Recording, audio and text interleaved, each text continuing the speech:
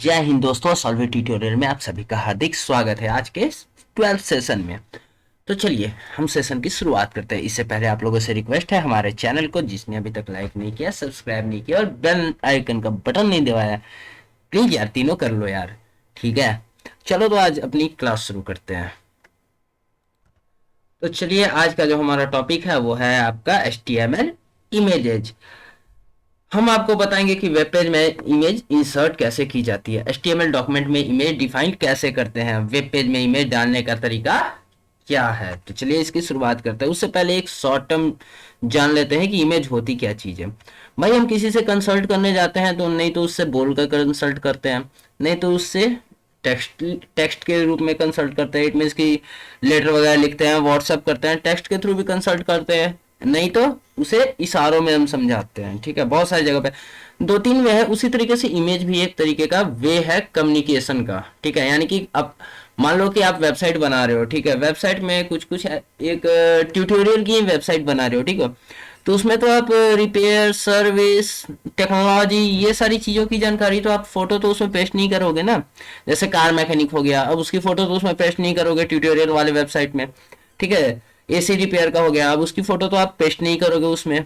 ठीक है, तो इमेज क्या करता है, एक सही इमेज आपके बोलने के यानी कि समझाने के नजरिए को चेंज कर देता है। यानी कि कस्टमर होता है ना, जो इमेजेस को देख के समझ जाते हैं कि ये पूरी की पूरी वेब पेज जो है ये किस पे आधारित होगी। ठीक है, रिपेयर पे आधारित होगी, स्टडी पे आधारित होगी, टेक्नोलॉजी पे आधारित होगी, हिस्ट्री पे आधारित होगी, किस पे आधारित होगी, ये अधिकतर क्या हमें बयां कर देती है, इमेजेस बयां कर देती है। क्लियर है यहाँ तक।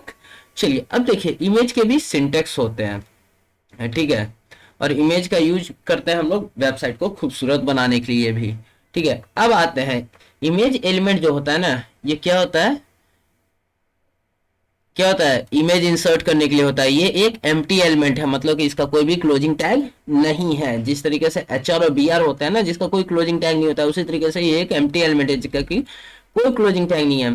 The broken link icon and the alternate text are shown in the browser can not find the image. अगर कोई इमेज, मान लो कि आप कोई इमेज को पुट कर रहे हो, अगर उसका सोर्स के थ्रू अगर वो इमेज ब्राउजर के द्वारा फाइंड आउट नहीं हुआ, या मान लो कि किसी फोल्डर से आप इमेज को पुट कर रहे हो, ठीक है, और गलती से वो फोल्डर में से वो इमेज डिलीट हो गया, ठीक है, तो जाहिर सी बात है कि वो जब डिलीट हो गया तो ब्राउजर तो उसे बाय डिफॉल्ट खोज नहीं पाएगा। तो वो क्या करेगा, वो एक ब्रोकन आइकन दे देता है। ठीक है, या मैं भी आपको प्रैक्टिकल करके बताऊंगा। वो एक ब्रोकन आइकन दे देता है और उसके बदले एक अल्टरनेट टेक्स्ट मतलब कि जब फोटो हटा तो कस्टमर को, यूजर्स को, किसी को कुछ ना कुछ तो दिखना चाहिए ना वहां पे, या फिर वो डायरेक्ट ब्लैंक हो जाएगा तो देखने में भी अच्छा नहीं लगेगा। ठीक है, तो अल्टरनेट टेक्स्ट यानी कि उस फोटो के जब अगर फोटो ब्रोकन हुआ तो वो क्या चीज था उसी के रिलेटिव कुछ डाल देते हैं। ठीक है, तो ये क्या काम करता है, ब्रोकन लिंक आइकन और अल्टरनेट टेक्स्ट कब शो करता है, जब ब्राउजर है हमारा इमेज फाइंड आउट ना कर सके, चाहे वो ऑनलाइन हो या फिर ऑफलाइन हो। इमेज भी दो तरीके से पुट होते हैं भाई, ये याद रखना है। एक इंटरनल होते हैं जो कि हमारे लिंक, कैसे हम लोग लिंक करते थे इंटरनल पेज को, और फिर एक लिंक करते थे एक्सटर्नल पेज को। ठीक है, उसी तरीके से ये भी होता है, इमेज भी, इंटरनल इमेज भी होते हैं, एक्सटर्नल इमेज भी होते हैं। एक्सटर्नल इमेज को यूज करने के लिए आप थोड़ा ध्यान दीजिए क्योंकि उसमें कॉपीराइट की इशू आती है। ठीक है, उससे पहले आपको परमिशन लेनी पड़ेगी जिनकी वो इमेज है। बहुत सारे ऐसे इमेजेस हैं जो कि आप खरीद सकते हैं, परचेज कर सकते हैं स्टॉक पे। ठीक है, बट बेसिकली इमेजेस दो तरीके से इंसर्ट की जाती है, एक एक्सटर्नल एक इंटरनल। जैसे लिंक होती है उसी तरीके से। ठीक है ना। अब देखो, इमेज एलिमेंट है तो इसके एट्रीब्यूट्स भी होंगे, जाहिर सी बातें होंगे। बेसिकली हम लोग क्या दो एट्रीब्यूट्स क्या लगाते हैं, इमेज की शुरुआत तो हम लोग IMG से कर देते हैं। ठीक है, ये इसका इमेज जो है ये टैग है, इसका ओपनिंग टैग। क्लियर। तो देखिए ये हमारा इमेज का स्टार्टिंग टैग था, ये सोर्स, ये भी मैं बताऊंगा सोर्स एट्रीब्यूट जो है वो करता क्या है, उसके बाद आल्ट क्या करता है। ठीक है, ये सारे देखो यहाँ पे डिफाइन किया हुआ है, बट फिलहाल अभी इमेज के बारे में एक शॉर्ट ये ले रहे हैं हम लोग। ठीक है, बेसिकली इसमें दो ही एट्रीब्यूट काम करते हैं, सोर्स और अल्टरनेट। ठीक है, माइट भी बहुत सारे, अगर आपको लगता है कि आपने कोई इमेज को डाउनलोड किया उसकी लुक सही नहीं आ रही है, तब इसमें आप हाइट वाइट थी इसका यूज कर सकते हो। ठीक है, इसमें और सारे देखो इतने सारे एट्रीब्यूट्स इसमें यूज होते हैं, और भी होते हैं। ठीक है, बट बेसिकली आप लोग को यही जानना। ठीक है, तो देखो the style attribute to specify the height and width ठीक है, आप इमेज को क्या कर सकते हो ना कि स्टाइल के थ्रू, क्या स्टाइल याद है, CSS, ठीक है, जिसको हम लोग हेड बॉडी के अंदर फिट करते हैं, ठीक है। तो अगर नहीं देखे हो तो वीडियो को पहले जाकर देख लेना, आपको समझ में आ जाएगा। तो स्टाइल के थ्रू हम किसी भी इमेज की हाइट और वाइट को, वाइट मतलब क्या होती है, चौड़ाई, और हाइट मतलब ऊंचाई, या इतना तो पता ही है, ठीक है ना। किसी के भी स्टाइल की मदद से हम किसी भी इमेज की हाइट और वाइट को सेट कर सकते हैं। You can also use the image in another folder और another server website to link in a web page. मैंने आपको क्या बताया, जैसे आपने लिंक में देखा था, ठीक है, एंकर टैग को यूज करके हम लोग क्या करते थे, सोर्स देते थे इंटरनल वेब पेज का भी और एक्सटर्नल वेब पेज का भी। एक्सटर्नल में क्या था, होता था कि पूरा का पूरा मुझे यूआरएल लिखना पड़ता था, मतलब कि http:// ठीक है, सॉरी थोड़ा माइक इशू आ गया था, चलिए। तो the style attribute to specify the height and width, यानी कि स्टाइल एट्रीब्यूट की मदद से हम क्या कर सकते हैं, इसके हाइट और वाइट को भी सेट कर सकते हैं। स्टाइल 3 तरीके से होती है, याद है ना, एक CSS पेज में, एक हेड में और एक इनलाइन में, ठीक है ना, इंटरनल, इनलाइन, इंटरनल और एक्सटर्नल, ठीक है। आप स्टाइल एट्रीब्यूट का प्रयोग कहाँ कर सकते हैं, जब एट्रीब्यूट है तो जाहिर सी बात है कि इनलाइन इनवर्ट का ही बात कर रहा है, ठीक है। तो आप स्टाइल एट्रीब्यूट का प्रयोग करके इमेज की हाइट और वाइट को भी सेट कर सकते हैं। आप स्टाइल का उपयोग हेड सेक्शन में भी करके किसी इमेज की हाइट और वाइट को सेट कर सकते हैं। You can also use image, ये भी मैंने बता दिया अभी, ठीक है, कि आप जैसे लिंक की जाती है ना पेजेस को, ठीक है, उसी तरह आप इंटरनल और एक्सटर्नल दोनों तरीके से आप इमेज को ऐड कर सकते हैं। यहाँ तक क्लियर है। एक्सटर्नल तरीके से याद रखिएगा, एक्सटर्नल तरीके से यूज करना होगा तो थोड़ा संभाल के, नहीं तो कॉपीराइट की इशू आएगी। We can also create a link in image, आप क्या कर सकते हैं, इमेज में लिंक भी ऐड कर सकते हैं, यानी कि एंकर टैग का यूज करके आप ये जो इमेज टैग स्टार्ट हो रहा है ना, बस इसके आगे यहाँ पे एंकर टैग का यूज कर दे और यहाँ एंकर टैग को एंड कर दे, ठीक है। तो ये क्या बन जाएगा आपका लिंक, इमेज के अंदर लिंक डाल दिया आप, ये इमेज जो है वो क्या बन गई आपकी, क्लिकेबल बन गई, यानी कि क्लिक करो भाई इसमें एक और लिंक है जो कि आपको अलग सोर्स पे ले जाएगी, यानी कि अलग नहीं तो वेब पेज पे ले जाएगी, अलग कुछ फोटोज पे ले जाएगी, जहां भी आपका जो भी आप लिंक करोगे आपका ये सोर्स कोड वहां पे आपको लेके चला जाएगा। उसके लिए क्या करना पड़ेगा, लिंक करने के लिए भी एंकर टैग लगाना पड़ेगा, एंकर टैग में भी सोर्स कोड देना पड़ेगा कि ये भाई आखिर लिंक कंबाइन को क्या कहां से होती है। अब इसके लिए क्या करना पड़ेगा, href पढ़ाया था मैंने, आप वापस जाके चेक कर लेना, ठीक है। तो यहाँ एंकर टैग का यूज करके हम और इस इमेज को भी क्या कर सकते हैं, लिंक में कन्वर्ट कर सकते हैं। क्लियर है,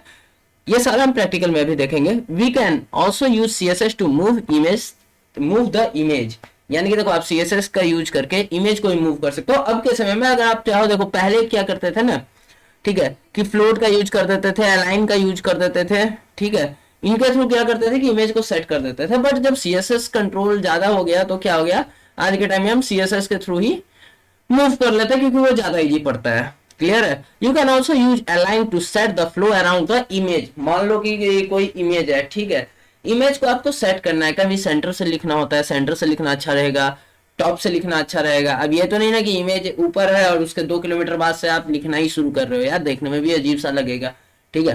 तो ये क्या करेगा, आपके फ्लो अलाइन क्या करता है, आपके फ्लो को सेट करता है, ठीक है, लिखने की फ्लो को, कि हाँ भाई आपकी जो टेक्स्ट है वो कहाँ से स्टार्ट होगी, ठीक है। उसमें भी 2 तरीके के होते हैं, देखो टॉप, मिडिल, सेंटर, और सॉरी टॉप, सेंटर और बॉटम, ठीक है। उसी तरीके से होते हैं फ्लोट में लेफ्ट, सेंटर और राइट, ठीक है। ये क्या करता है, हॉरिजॉन्टली और वर्टिकली, ये दोनों का अंतर आता है फ्लोट का और अलाइन का, ठीक है। अलाइन में क्या होती है, अलाइन में ये होता है ना कि हम लोग फ्लो को सेट करते हैं। क्लियर है यहाँ तक।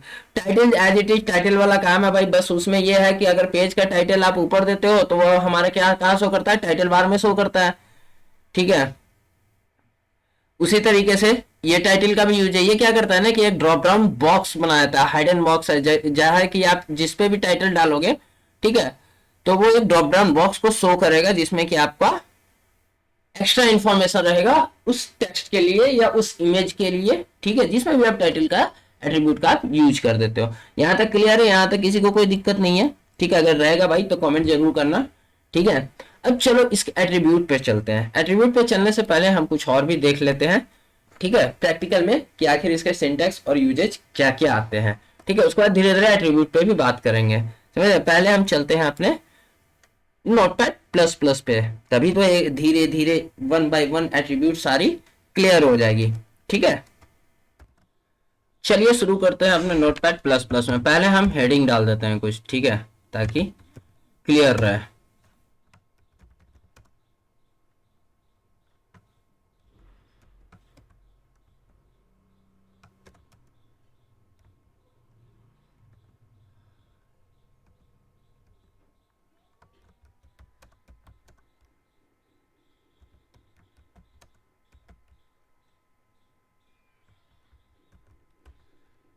चलिए दिस इज इमेज हेडिंग डाल दिया हम लोगों ने। अभी से जरा, यही होती है क्लोजिंग टैग, ठीक है ना। H1 क्या हो गया हमारा ओपनिंग टैग, ये होगी क्लोजिंग, ये टैग, ये पूरा क्या हो गया, एलिमेंट हो गया।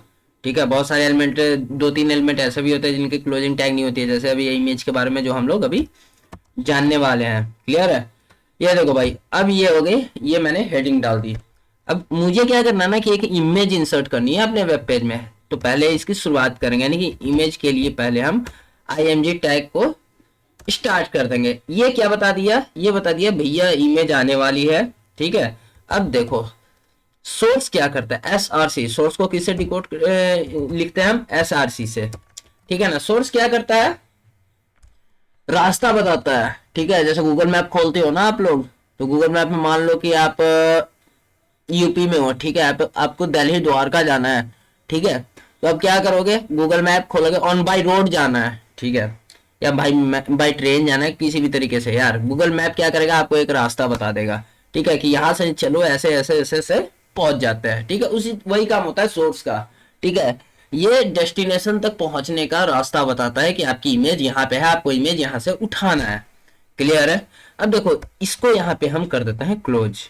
ठीक है, इसमें अभी अल्टरनेट का यूज नहीं करेंगे, अभी मैंने रास्ता दिया, इसको सेव किया। ठीक है, view current file in Chrome, खुलने दो, देख लेते हैं।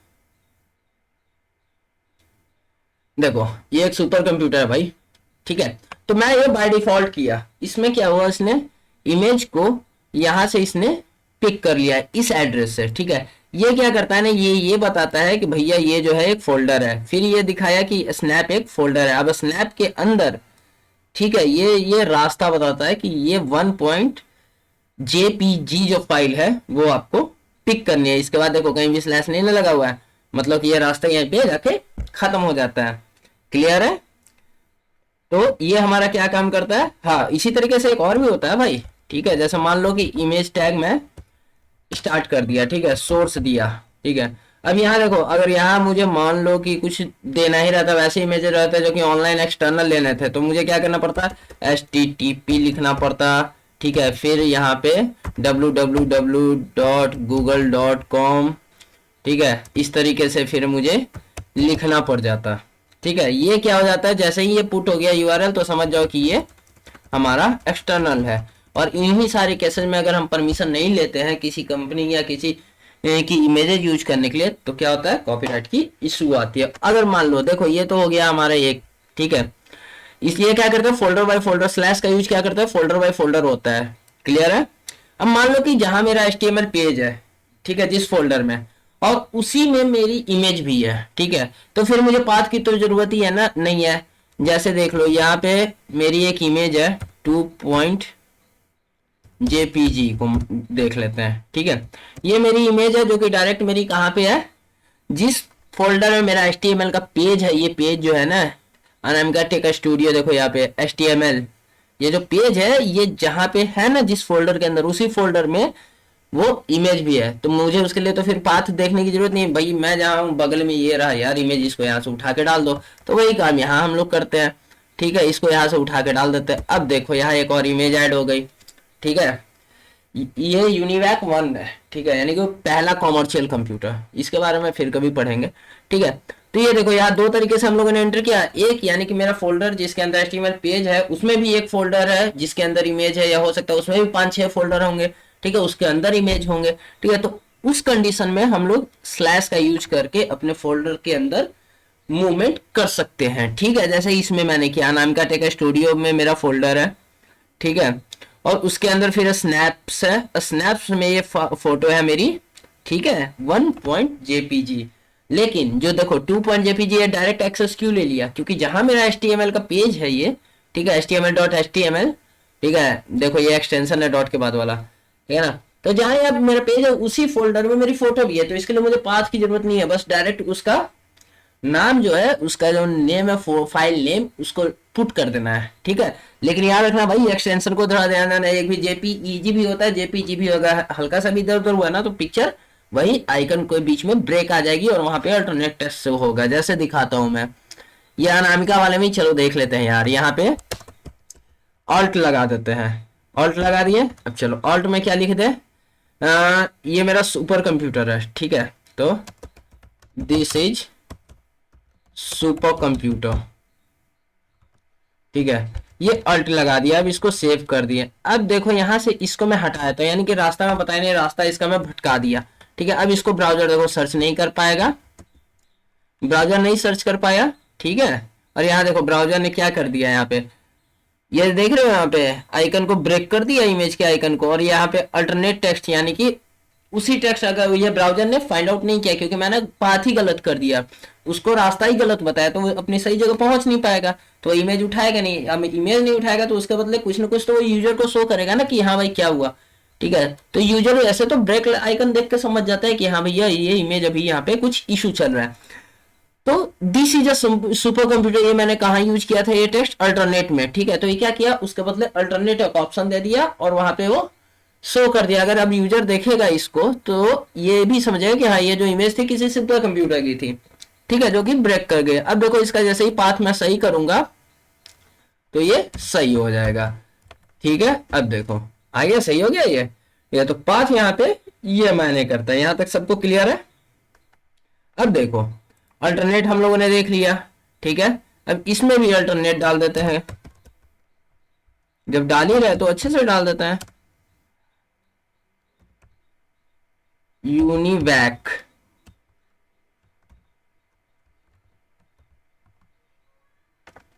ठीक है, या ऐसे ही डाल देते हैं कुछ भी,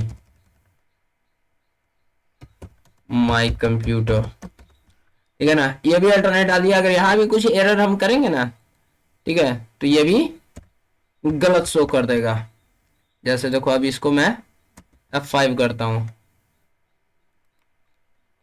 अल्टरनेट टेक्स्ट नहीं लिखा है क्या हम लोगों ने, ओ सॉरी, देखो यहाँ पे यार डबल ये देना भूल गया, ये याद रखना यार, सोर्स के बाद ये कोटेशन मार्क, यहाँ भी यहाँ भी यहाँ भी, ठीक है ना। कोटेशन मार्क शुरू कर रहे हो तो उसे एंड भी करना है, क्योंकि यही आपको बताता है कि मैं यहाँ से शुरू हूँ और यहाँ पे खत्म, ठीक है। हर एक एट्रीब्यूट्स का यही डिफाइन करता है कि मैं यहाँ से शुरू हूँ यहाँ पे खत्म। अब देखो नीचे वाले में क्या करते हैं, कोटेशन मार्क दे दिए, इसको सेव किए, यहाँ पे रन करवाते हैं। देखो यहाँ क्या आया, आइकन ब्रेक किया, ठीक है, माई कंप्यूटर लिखा हुआ दिखा। तो अल्टरनेट टेक्स्ट का मतलब समझ गया कि अगर कभी भी ब्राउजर हमारे फोटो को फाइंड आउट ना करे तो उसके बदले वो अल्टरनेट टेक्स्ट शो कर दे यूजर को, ताकि यूजर समझ जाए कि वहां पे कौन सी इमेज थी और वो किससे रिलेटेड थी, ठीक है। तो ये सारी चीजें आप कर सकते हैं। अब चलिए टाइटल का यूज करके देखते हैं, पहले इसको सही कर लेते हैं, ठीक है। अब देखो टाइटल का यूज करके दिखाता हूं, टाइटल, ठीक है। टाइटल का यूज क्या है, फर्स्ट टाइटल, ठीक है, उतना टाइम क्यों वेस्ट करना है यार, ठीक है। देखो टाइटल क्या किया, उसके बारे में एडिशनल इन्फॉर्मेशन दिया, इमेज के बारे में एडिशनल इन्फॉर्मेशन दिया। अब ये हम जानेंगे कैसे कि इमेज के बारे में इसने एडिशनल इन्फॉर्मेशन दिया है, ठीक है। इस पेज को रिफ्रेश करो, देखो किसमें हम लोगों ने लगाया था, इस पे नहीं, इस पे 2 मिनट के लिए छोड़ो। देखो एक रेक्टेंगुलर ब्लॉक बॉक्स ब्लिंक हुआ, ठीक है, उसमें देखो एड यहाँ लिखा हुआ है एडिशनल इन्फॉर्मेशन, ठीक है। तो टाइटल क्या करता है, एडिशनल इन्फॉर्मेशन को शो करता है, कब करता है, जब हमारा पॉइंटर जो है माउस का उस जगह पे पहुंच जाता है एग्जैक्टली जहां पे ये टाइटल लिंक है। क्लियर है यहां तक। अब देखो टाइटल आपका हो गया। अब चलते हैं हाइट एंड वाइट पे, ये करता क्या है काम, ठीक है। अब देखो वाइट क्या करता है और हाइट क्या करती है। मान लो कि ये फोटो देखो यहाँ पे, ये हमारी जो फोटो है ना, देखो ज्यादा बड़ी बड़ी नहीं है, ठीक है। ये बाय डिफॉल्ट है, इस फोटो का साइज जो है ना बाय डिफॉल्ट इतना ही है, ठीक है, बट ये कुछ ज्यादा बड़ा है, ठीक है। अब मुझे क्या करना है कि मुझे अब इसको छोटा कर देना है, ठीक है। मुझे ये नहीं देखना है यार कि कैसे लगेगी नहीं लगेगी, इसको छोटा कर देना है, ठीक है। चलो तो इसको, इसकी हाइट और इसकी वाइट कम करते हैं। आप डायरेक्ट भी यूज कर सकते हो, ठीक है। जैसे वाइट का यूज आप डायरेक्ट कर लो यहाँ पे। अब वाइट मान लो कि मुझे रखना है, कितना रखना है बताओ, 500 रख लेते हैं, क्लियर। और इसकी हाइट क्या करते हैं, हाइट रख लेते हैं 600, ठीक है, या इसको भी 500 ही रख लेते हैं, चलो बराबर रहेगा। इसको सेव करते हैं। अब चलो इसको रन करवा के देखते हैं।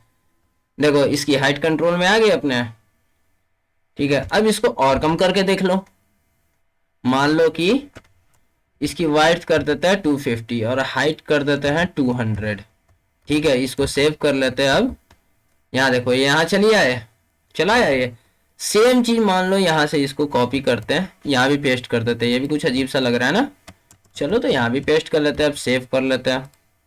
अब इसको रिफ्रेश करते हैं, दोनों आ गया, ठीक है। तो ये क्या है, दोनों आमने सामने है, यहाँ क्लियर है ना। अब देखो दोनों की वाइड क्या हो गई, हाइट क्या हो गई, ऑटोमेटिक सेट हो गई। अब हाइट का इसको सेट करने का दूसरा भी तरीका आता है, ठीक है। ये तो आपने देख लिया कि बाय डिफॉल्ट इसका एक एट्रीब्यूट है वाइड और हाइट, ठीक है। बिल्कुल ये बात सही है कि इसकी ये वाइड और हाइट भी इसके एट्रीब्यूट है, लेकिन स्टाइल के थ्रू भी आप, स्टाइल एक ऐसी एट्रीब्यूट है जो कि इनलाइन एलिमेंट को चेंज करने के काम में आती है, ठीक है। अब देखो यहाँ पे क्या करना है, यहाँ पे उसका कुछ यूज नहीं करना है ज्यादा, ठीक है। अब बस हम लोग स्टाइल एट्रीब्यूट का यहाँ यूज करेंगे। इसको हटाते हैं इसमें से, ठीक है। इसको हटाएंगे, बाय डिफॉल्ट फोटो कैसे हो जाएगी, एज इट इज जो मेरी थी। बाय डिफॉल्ट फोटो देखो बड़ी हो गई है, यहाँ पे कोई दिक्कत नहीं। अब चलो यहाँ पे स्टाइल एट्रीब्यूट का प्रयोग करते हैं। स्टाइल क्या है, स्टाइल एट्रीब्यूट से क्या कर सकते हैं, स्टाइल से अब चेक कर लेना एक बार जाकर हमारे पिछले वीडियो में, उसके जरिए हम क्या कर सकते हैं, डिजाइन कर सकते हैं, फॉर्मेटिंग कर सकते हैं, ठीक है।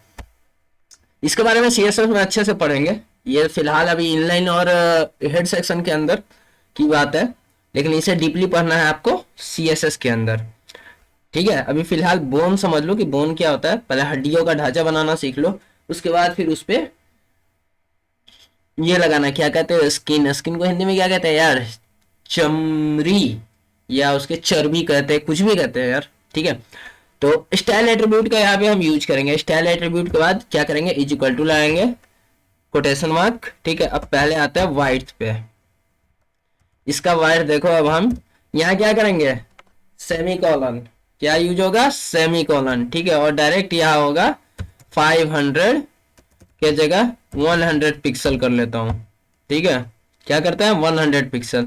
और ये एंड के कहाँ होगा, ये क्या है, प्रॉपर्टी नेम, और ये क्या है, प्रॉपर्टी वैल्यू। मैंने एक प्रॉपर्टी दे दी है स्टाइल के अंदर और उसकी वैल्यू भी पुट कर दी। अब इसको खत्म करना है, इसको इसकी प्रॉपर्टी को एंड करना है, तो उसके लिए क्या यूज करेंगे हम लोग, सेमी कॉलन। ये सॉरी ये कॉलन है, ये सेमी कॉलन है, ठीक है ना। मैं उल्टा बोल दिया था पढ़ाते पढ़ाते, ठीक है। अब इसकी हाइट भी मुझे चेंज करनी है, ठीक है। तो मैं फिर एक प्रॉपर्टी नेम दूंगा हाइट, उसके बाद फिर कॉलन दूंगा, और गैप हमेशा मेंटेन रखना, ठीक है।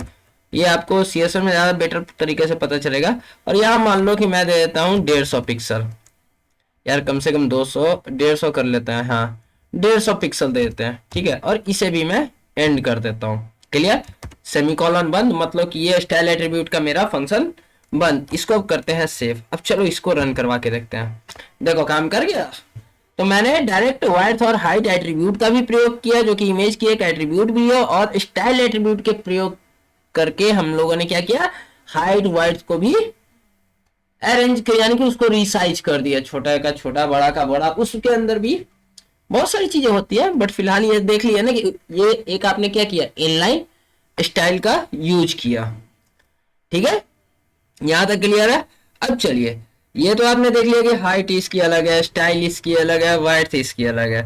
हाइट वाइट का डायरेक्ट यूज हम लोग स्टाइल के अंदर कर सकते हैं, ठीक है। अब इमेज को देखो, अनदर फोल्डर और सेम फोल्डर क्या होता है, यही होता है। देखो ये मेरी सेम फोल्डर में है, जिस फोल्डर में मेरा HTML का पेज है उसी फोल्डर में ये इमेज भी है, तो इसके लिए मुझे कोई पाथ देने की जरूरत नहीं पड़ी, ठीक है। बट अगर ये मान लो कि HTML का फोल्डर मेरा, ठीक है, इसमें है, जिस फोल्डर में है HTML का पेज, ठीक है, और उसी फोल्डर में इमेज नाम का भी एक फोल्डर है, जैसे ये है, ठीक है। HTML का पेज मेरा कहाँ पे है, अनामिका टेक स्टूडियो में। देखो ई ड्राइव में अनामिका टेक स्टूडियो HTML.html। तो मैंने क्या किया, अनामिका टेक स्टूडियो का पाथ दिखाया यहाँ पे, ठीक है, कि भैया पहले चलो अनामिका टेक स्टूडियो के पास, ठीक है। तो ये क्या किया, ये जो है ना, ये हमारा पाथ दिखा दिया कि सोर्स को, कि चलो अनामिका के टेक स्टूडियो के अंदर घुसो। उसके बाद क्या किया, फिर ये बोला कि अनामिका टेक स्टूडियो पहुंच गए, तो ये क्या बोला कि चलो अब स्नैप वाले फोल्डर में चलो, वहां पे वो इमेज मिलेगी।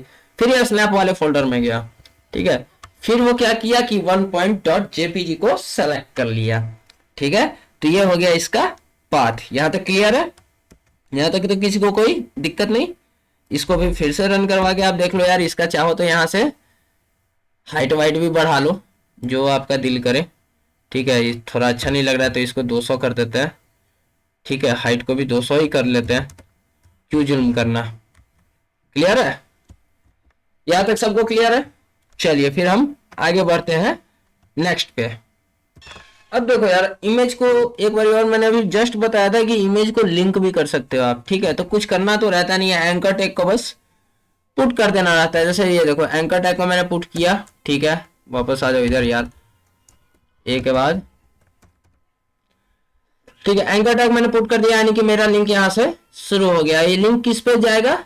ये लिंक किसको कर देगा? एंकर टैग के अंदर जो रहेगा वो सारी चीजों को ये लिंक कर देगा, जहां इसकी एंडिंग टैग रहेगी। जैसे मान लो कि ये आ जाओ हाफ। ये हाफ क्या करता है? ये एक तरीके का क्या है, बताओ जल्दी यार। हाँ, सोर्स कोड है। ठीक है, जैसे मान लो google.com लिख देते हैं, www.google.com। ठीक है, और यहां पे इसको हम करते हैं एंड। कहाँ एंड करेंगे?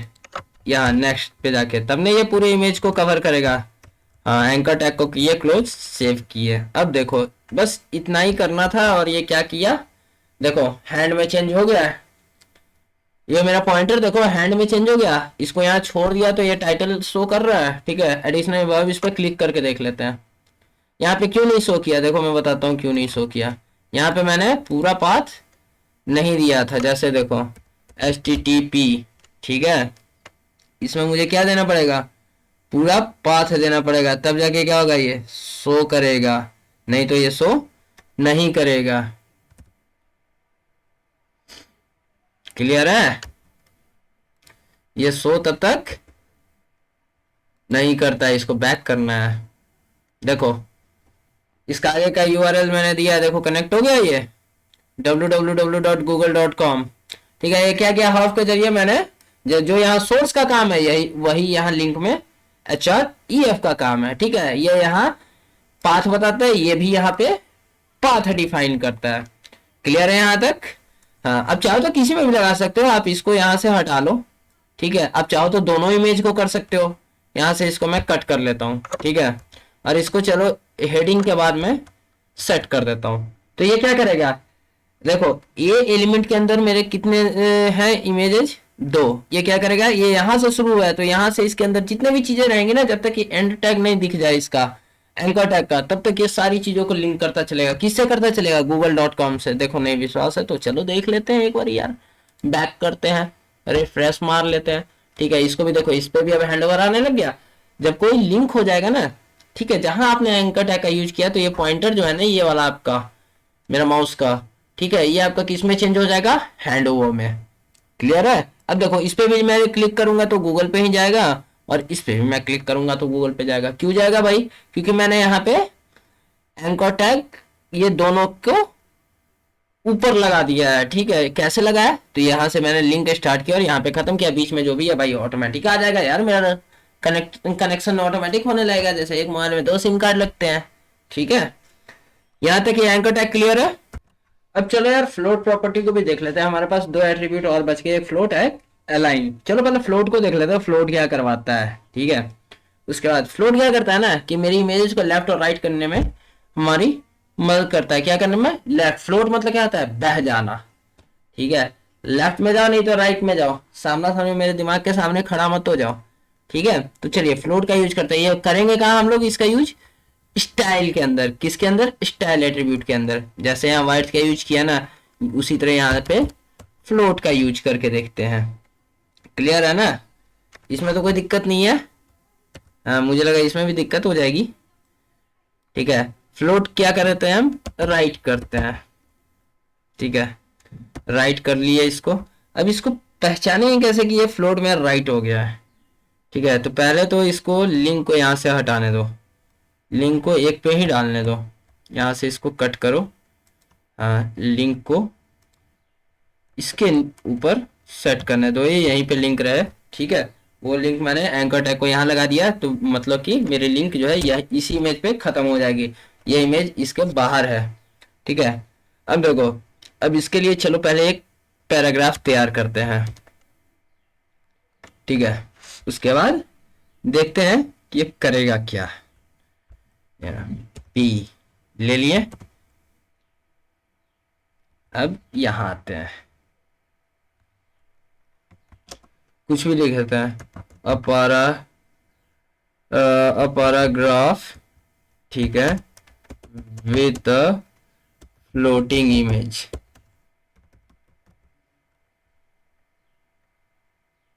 या इसी को 4-5 बारी कॉपी कर लेते हैं। चलो हटाओ, इतना कौन बार बार लिखने जाएगा।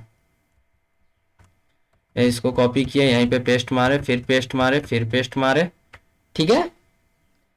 यहां तक क्लियर है। अब आओ नीचे,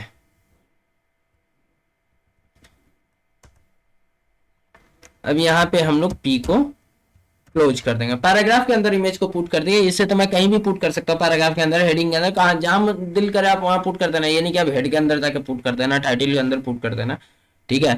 यानी कि मेरे ब्राउजर वाली जगह पे पुट करना, ठीक है ना। वो कहाँ होता है, बॉडी सेक्शन के अंदर। चलो अब जा चलते हैं, इसका रिजल्ट देखते हैं कि इसका रिजल्ट क्या आया है। ये देखो, ये इमेज फ्लोट हो गई लेफ्ट राइट में, ठीक है, और ये पैराग्राफ इधर आ गया, ठीक है। तो ये फ्लोट का काम कौन करता है, यानी कि लेफ्ट और राइट। अब देखो, मैं इमेज को, पैराग्राफ अलग ही डिव होती है, वो डिव के बारे में भी आगे आपको पढ़ाऊंगा, ठीक है। पहले पैराग्राफ के बारे में, इमेज के बारे में जान लो। ये फिलहाल बस ये जानना है कि इमेज होती क्या चीज है, ठीक है ना। तो ये क्या हुआ, फ्लोट। फ्लोट लेफ्ट और राइट मूव करने में हमारी मदद करता है इमेज को। जैसे मान लो कि कुछ टाइटल ही लिखना है, तो उसके लिए क्या करेंगे, लेफ्ट राइट का ही मूव करेंगे। अब इसको देखो, यहाँ पे लेफ्ट कर दूंगा तो वो लेफ्ट में मूव हो जाएगा, सिंपल सी बात है। और सारे लेटर्स राइट में चले जाएंगे। लेकिन ये देखो, ये लेटर भी कहाँ से शुरू हो रहे हैं, यहाँ से शुरू हो रहे हैं, ठीक है। अब देखो, इसमें एक और काम करना है, अलाइन कर देते हैं, ठीक है। अलाइन में क्या करते हैं कि लिख देते हैं मिडिल, ठीक है। अब जरा इसको सेव करके देख लेते हैं, रन करके क्या आता है। कुछ तो गड़बड़ है, ठीक है यार। गड़बड़ कहाँ हो रहा है, हाँ देखो, ये देखो यहाँ पे यार, हम लोगों ने स्टाइल एट्रीब्यूट का प्रयोग कर रखा है ना। चलो इसको यहाँ से हटाओ पहले, ठीक है। एक काम करते हैं, इसी में से स्टाइल एट्रीब्यूट को हटा देते हैं, सबसे बेटर रहेगा, ठीक है। स्टाइल एट्रीब्यूट आप लोगों को क्लियर हो ही चुका है, तो इससे बेटर कुछ नहीं है कि इसी में से स्टाइल एट्रीब्यूट को हटा दो, ठीक है।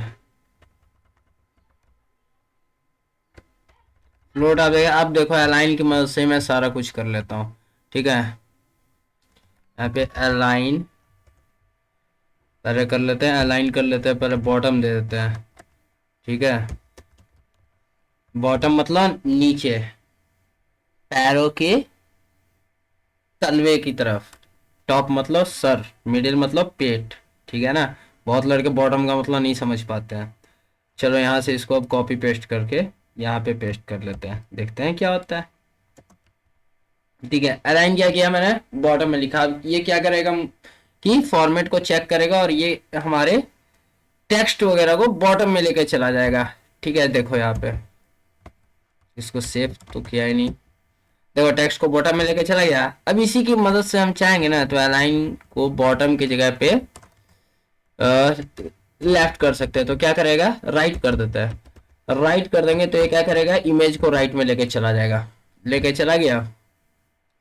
इसको लेफ्ट करेंगे तो इमेज को ये लेफ्ट में लेके चला गया। इसी वजह से मैंने बोला कि CSS आने के बाद इसका यूज कम हो गया, ठीक है। क्योंकि बहुत सारे हम लोग स्टाइल की मदद से ही सारी चीजों को मॉडलाइज कर लेते हैं, समझ गए। लेकिन जब वो नहीं था, तब अलाइन के थ्रू हम लोग कैसे करते थे। अब मान लो कि ये लेटर मेरा यहाँ से शुरू हो रहा है, ठीक है, टेक्स्ट। अब मैं चाहता हूँ इसे 20 से करना, तो ये क्या करूंगा, यहाँ पे अलाइन लेफ्ट की जगह पे मिडिल कर दूंगा। ये क्या करेगा, मेरे टेक्स्ट को बीच में लेके चला जाएगा, चला गया। अब इसको बॉटम करूंगा, नीचे लेके चला आएगा, ठीक है। टॉप करूंगा, ऊपर लेके चला जाएगा। तो अलाइन की मदद से लेफ्ट राइट, ठीक है, सेंटर ठीक है ना। आप कहीं पे भी इसे डिजाइन कर सकते हो, बट याद रखना टॉप, बॉटम, सेंटर, ठीक है, मिडिल, लेफ्ट, राइट, ये सारी चीजें जिसके थ्रू आप किसी भी फॉर्मेट में इसे चेंज कर सकते हैं। जैसे यहाँ पे मैं टॉप लिख दिया, लास्ट एग्जांपल दे रहा हूँ, देख लो टॉप पे चला गया ये क्लियर है ना। अब तो कोई दिक्कत नहीं। यहाँ आप चाहो तो इसको पैराग्राफ के अंदर भी ले सकते हो, पैराग्राफ के बाहर भी ले सकते हो, ठीक है। आपको जिस ढंग से चाहे आप उस ढंग से इसे कर सकते हो। देखो यहाँ इसको मैंने पैराग्राफ के बाहर पुट कर दिया, अब इसको सेव कर दिया, यहाँ चला गया, यहाँ आ गया। इमेज के लिए कोई जरूरत नहीं है, आप इसको यहाँ से उठा लो, ठीक है, और यहाँ पे पेस्ट कर दो बीच में, उससे भी कोई दिक्कत नहीं। देखो बीच में ले आया, क्या दिक्कत है। आप इमेज को कहीं भी पेस्ट कर सकते हो, सीएसएस के माध्यम से आप इस पूरे टेक्स्ट को भी कंट्रोल कर सकते हो। क्लियर है, यहाँ पे अब कोई दिक्कत नहीं। तो चलिए हम लोगों ने क्या क्या देख लिया, इमेज को देख लिया। इमेज टैग क्या करता है, इमेज को पुट करने, वेब पेज में पुट करने के काम में आता है। सोर्स क्या करता है, रास्ता बताता है। ऑल्ट क्या करता है कि जब ब्रेक हो जाता है तो अल्टरनेट टेक्स्ट यूजर को शो करता है। हाइट डिफाइन करता है। वाइट चौड़ाई डिफाइन करता है। स्टाइल एट्रीब्यूट हमें हाइट वाइट दोनों को चेंज करने, फ्लोट करने के काम में आता है, ठीक है। स्टाइल तो ऐसे बहुत सी चीजों में काम आता है, बट फिलहाल इमेज के लिए यही आप समझ लो। फ्लोट लेफ्ट राइट मूव करने के लिए। Align left right top middle bottom, कहीं पे भी मूव करके अपने किसी भी फ्लो को सेट करना, ठीक है। अलाइन का मतलब समझ गया, ठीक है। बट देखो यहाँ पे मैंने लिख रहा है it has remove from HTML5 and currently use CSS to control the alignment of the image. यानी कि इसके थ्रू हम क्या कर सकते हैं, CSS के थ्रू हम इसको कंट्रोल कर सकते हैं, ठीक है। It prevent style sheets for changing the size of the image, ठीक है। अलाइन हो गया। टाइटल क्या करता है, एडिशनल इंफॉर्मेशन देता है, ठीक है, to provide additional information about the image. यहाँ तक क्लियर है सबको। अगर कुछ भी समझ में ना आती है तो फिर मुझे आप कमेंट करिएगा, मैं आपके लिए फिर से एक नया वीडियो बनाकर लाऊंगा आपके क्वेश्चन के रिगार्डिंग। चलिए तब तक धन्यवाद, जय हिंद, वंदे मातरम।